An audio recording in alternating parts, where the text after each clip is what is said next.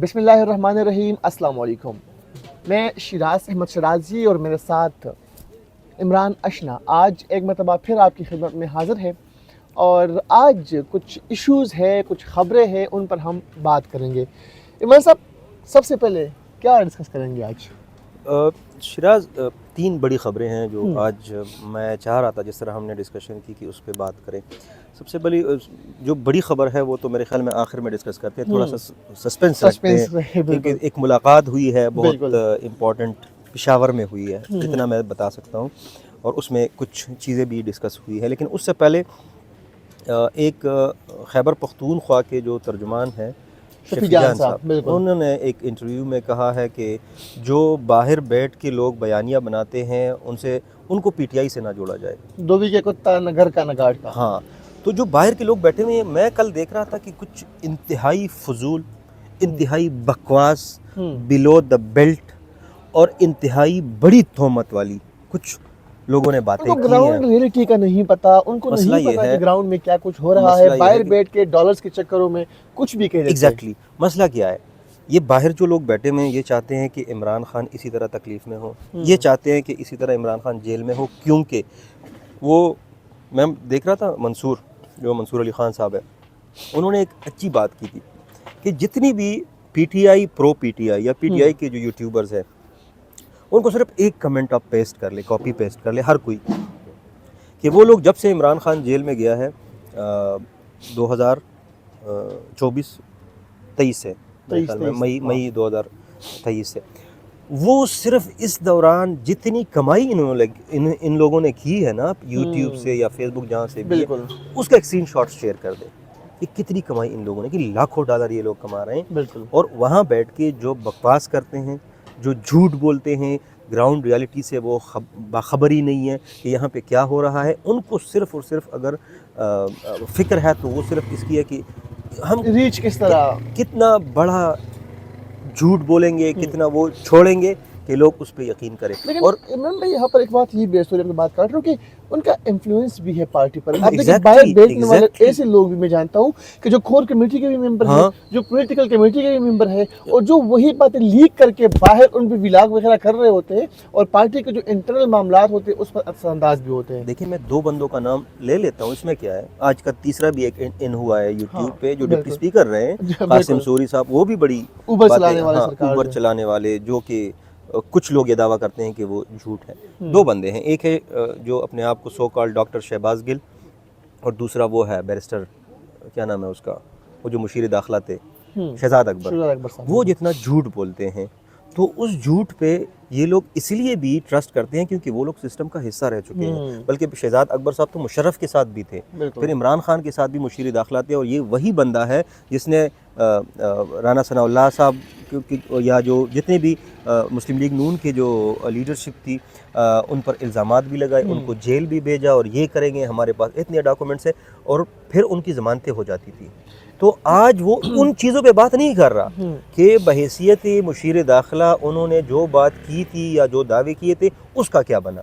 आज ये लोग क्यों अदालतों से क्लीन चिट लेके आ गए हैं? लेकिन जो ये बाहर बैठे हुए हैं, ये पीटीआई के एस्टेब्लिशमेंट भी तो है, इनका बयान या असरअंदाज होता है पार्टी पर।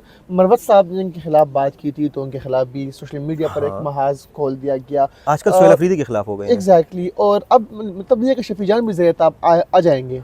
वो तो उस जो एक बात उन्होंने की थी ना कि हम सोशल मीडिया के ज़रिए फ़ैसले नहीं करेंगे, लेकिन आपको याद होगा कि यही शफीजान साहब जो थे वो सोशल मीडिया को पीटीआई का इस्टेब्लिशमेंट कहते थे, लेकिन आज उसी इस्टेब्लिशमेंट को डिसोन किया है शफीजान साहब ने, जो मेरे ख्याल में अच्छी बात है, क्योंकि वहाँ से जो बयानिया आ रहा है वो मामलात को ख़राब करते हैं, मामलात को गोली मारे, जो मतलब यहाँ पे जो लोग बैठे हुए हैं उनको गुमराह करते हैं, उनसे झूठा बयानिया गढ़ के उनको रियासत के ख़िलाफ़ या मुल्क के ख़िलाफ़ यहाँ पे नफ़रतें फैला रहे हैं, क्योंकि उनकी नज़र में एक ही बंदा है जो मसीहा भी है, एक ही बंदा है जो ये निज़ाम ठीक कर सकता है, और एक ही बंदा है जिसके साथ ज़्यादती, पहली मरतबा पाकिस्तान में किसी के साथ अगर ज़्यादती हो रही है तो वो एक ही बंदा है जो आजकल अडियाला में قید ہے، لیکن ایسا نہیں ہے. بالکل. جو ہم کبھی اس پہ بھی بات کریں گے. ان کے رفقا ہے ان کو بھی تنہا چھوڑ دیا گیا. شاہمود قریشی کو دیکھے آپ, یاسمین راشد کو دیکھے آپ, ابھی جو حامد رضا صاحب ہیں, کتنی قربانیاں ہیں اس کی. مشکل وقت میں اپنا پلیٹ فارم ان کی طرف سے ایک ٹویٹ بھی ایگزیکٹلی مشکل وقت میں اپنا پلیٹ فارم پاکستان تحریک انصاف کو دیا, ہر محاذ پر عمران خان کے لیے آواز بلند کی. اور اس وقت اگر وہ جیل میں ہے, اس وقت اگر وہ 111 دن سے قید میں ہے تو عمران خان کی وجہ سے ہے. لیکن پاکستان تحریک انصاف نے ان کو بھلا دیا, ان کو ان کی وفاؤں کا صلہ تک نہیں دیا, اور ان کے حوالے سے کسی نے کوئی بات بھی نہیں کی, ایون کہ ان کے ساتھ کوئی ملاقات بھی نہیں کرتا. مطلب میں سمجھتا ہوں کہ یہ بہت بڑی زیادتی ہے ایک ایسے شخصیت کے لیے کہ جب پارٹی زیر عتاب تھی, جب کوئی پارٹی کے پاکستان تحریک انصاف کے ایم این ایس کو اون نہیں کر پا رہا تھا, اس وقت انہوں نے اپنا سنی اتحاد کونسل کا جو پلیٹ فارم ہے پاکستان تحریک انصاف کے حوالے کیا, اور اس وقت وہ مشکل میں ہے, کوئی ساتھ نہیں دے رہا. صرف وہ نہیں, صاحبزادہ حامد رضا صاحب بڑے اچھے سیاستدان ہیں, میں زیادہ تو ان کو نہیں جانتا, لیکن مسئلہ یہ ہے کہ پی ٹی آئی کے ساتھ جس نے بھی اچھا کیا ہے نا, ان کو بدنام کیا گیا ہے. میں آپ کو مثال دو بندوں کی مثال دیتا ہوں. خیبر پختونخوا میں 2013 میں جب پی ٹی آئی کی حکومت بن رہی تھی پرویز خٹک صاحب کی سربراہی میں, تو 2 جماعتیں ان کی اتحادی بنے. ایک کا نام تھا قومی وطن پارٹی, سکندر شیرپاف صاحب سینئر منسٹر تھے, اور بخ بیدار صاحب بھی منسٹر تھے اس میں. دوسری جماعت تھی جماعت اسلامی. آپ کو پتہ ہے یہ بخ بیدار صاحب جو لور دیر کے ہیں, اللہ ان کو بخشے, اللہ ان کی مغفرت فرمائے, ان پر کرپشن کے الزامات لگائے گئے اور ان کو کک آؤٹ کیا گیا, ان کو حکومت سے ہٹا دیا گیا. پھر اسی بخ بیدار صاحب نے عمران خان پہ کیس کیا ہر جانے کا. آپ کو پتہ ہے پھر اس پر جرگے ہوئے کہ آپ یہ ہر جانے کا کیس واپس لے لیں. پرویز خٹک صاحب اور اسد قیصر صاحب, اتنی کوئی لیڈرشپ تھی, وہ وہاں پہ ان کے گھر گئے اور ان سے معافی مانگی کہ یار ہم معافی مانگتے ہیں, ہم نے جھوٹ بولا. اسی طرح جماعت اسلامی کو بھی انہوں نے حکومت سے آؤٹ کر. آج جو لوگ ان کے پاس ہیں نا, ان کے ساتھ ہے, ایون مجھے اللہ کرے کہ میں غلط ہوں, لیکن مجھے ایسا لگ رہا ہے کہ کل کو جب سب کچھ ٹھیک ہو جائے گا تو اسی محمود خان اچکزئی صاحب کو یہ لوگ گالیاں دیں گے, دینا شروع ہو گئے. بلکہ یہ 8 فروری والے معاملے پہ اور دھرنے والے معاملے پہ شروع ہو گئے. بالکل. ہاں اچھا ایک بات اور جو سوشل میڈیا کی زندہ مثال مروت صاحب ہے. ہاں اسی پہ میں آ رہا تھا کہ مروت صاحب وہ بندہ تھا کہ 9 مئی کے بعد پارٹی کو لیڈ تو کیا, پارٹی کا نام لینے والا کوئی نہیں تھا. میں جرنلسٹ ہوں, میں پاکستان تحریک انصاف بیچ رپورٹر ہوں, اور ہم کوئی خبر جب 8 اس کے بعد جو 9 مئی کے بعد جو ہم اگر کوئی خبر دیتے تھے تو ہم لکھتے تھے کہ ایز پر پالیسی, یعنی کہ ہم اس جملے کے بغیر خبر بھی فائل نہیں کر سکتے تھے. اس وقت مروت نے پارٹی کو زندہ کیا. مجھے آج بھی یاد ہے کہ F9 پارک سے جو پریس کلب تک ریلی تھی, اور اس ریلی کے بعد پاکستان تحریک انصاف میں ایک نئی روح جو ہے انہوں نے پھونکی. لیکن آج ان کے ساتھ کیا ہو رہا ہے؟ نہیں, وہ کراچی گئے, وہ پختونخوا تو پورے میرے خیال میں کرک بھی گئے تھے, چارسدہ بھی آئے تھے, ہر جگہ انہوں نے جلسے کی. شدید بارش میں جو پنڈی سے اسلام آباد آئے تھے, وہ ریلی مجھے آج بھی یاد ہے, کتنی تیز بارش ہو رہی تھی, سردی بھی لگ رہی تھی, لیکن وہ اس گاڑی کے اوپر وہاں سے آ رہے تھے. اس کے بعد دوسرا بندہ علی امین گنڈاپور.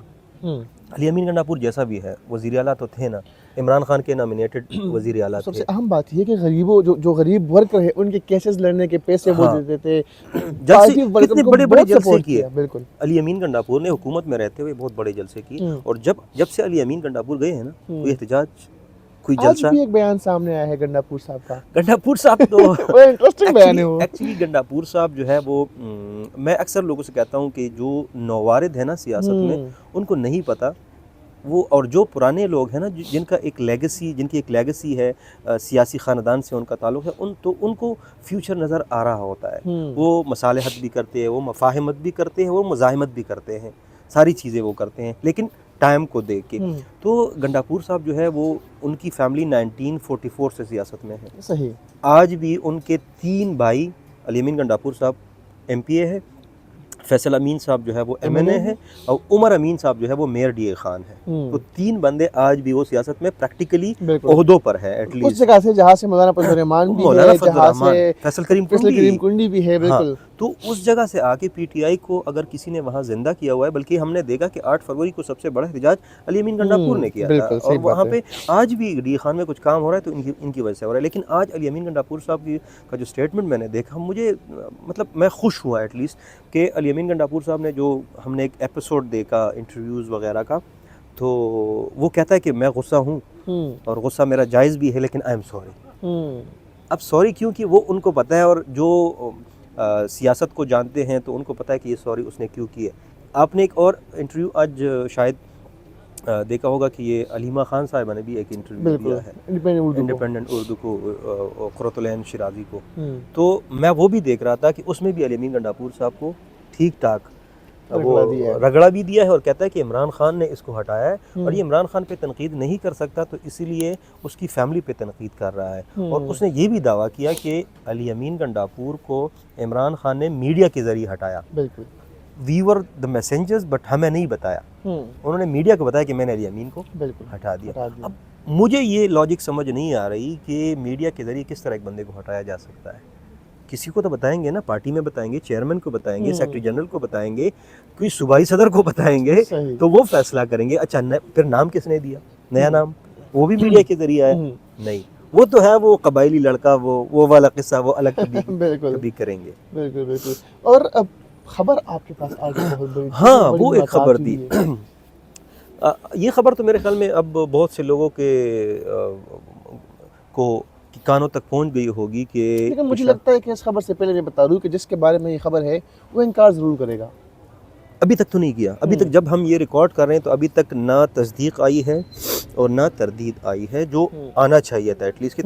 لائک ملاقات پشاور میں دو بڑوں کی اگر ہوئی ہے تو اس میں صوبے کے ہمارے مسائل ہی ڈسکس ہو گئے ہوں گے. لیکن جو دعویٰ کیا جا رہا ہے وہ یہ ہے کہ ایک پرائیویٹ کار میں کل شام، دو پرائیویٹ کارز میں ایک ہمارے صوبے کے ایک بڑے عہدے پر فائز شخص، صحیح صوبے کے، بلکہ صوبے نہیں، ہاں صوبے کے ہی پشاور میں بیٹھے ہوئے ایک دوسرے بڑے شخص سے پرائیویٹلی شام کو وہ گئے ہیں، ملاقات ہوئی ہے.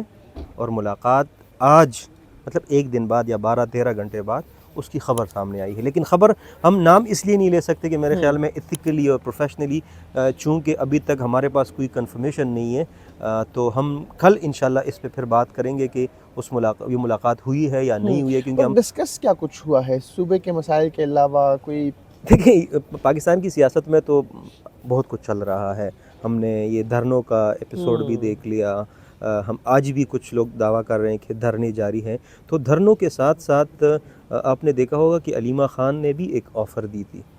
بالکل. اور ہمارے جو صوبے کے بڑے ہیں وہ علیمہ خان کے بڑے قریب ہیں، ان کے لاڈلے ہیں آج کل، جو کبھی نہیں ہوا کرتے تھے، شاید کل نہ بھی ہو. یہ بھی ایک خبر ہے، اس پہ پھر کبھی بات کریں گے کہ عید کے بعد شاید قربانی کا بکرا جو ہے وہ شیخ رشید صاحب کے الفاظ میں کہ عید قربان سے پہلے قربانی شاید ہو بھی جائے.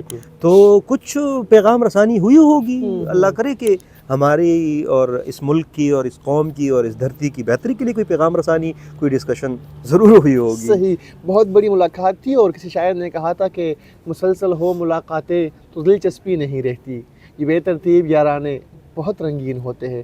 اللہ کرے کہ ان ملاقاتوں سے صوبہ خیبر پختونخوا کے عوام کو کچھ فائدہ ہو اور وہاں کے لوگوں کے لیے کچھ فائدہ ہو. ہم امن کی طرف جائے، ہم فلاح و بہبود کی طرف جائے، ہم ڈیولپمنٹ سیکٹر میں کام کریں. کل آپ کی خدمت میں دوبارہ حاضر ہوں گے. اجازت دیجیے. اللہ حافظ.